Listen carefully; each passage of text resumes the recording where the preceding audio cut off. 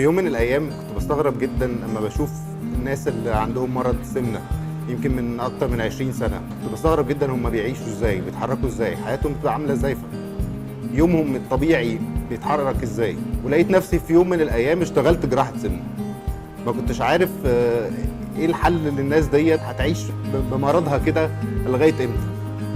مرض السمنه ما هواش مجرد شكلي تخين، انا مش عارف اتحرك وبس، لا انا مش عارف اعيش. انا ممكن يبقى عندي سكر وضغط وكوليسترول، عندي تصلب شرايين، عندي مشاكل تبويض، واحده ست مش عارفه تخلف عشان عندها مرض سمنه. اشتغلت جراحه السمنه وشفت النتائج، وشفت قد ايه الناس دي حياتها بتتغير بشكل كتير قوي. اختلفت حياتهم، اللي ما كانش قادر يتحرك اتحرك، اللي ما كانتش قادره يبقى عندها اولاد وربنا رزقها باولاد، اللي كان عنده سكر ومشاكل السكر الكتيره جدا يبقى لازم اخد قراره سريع.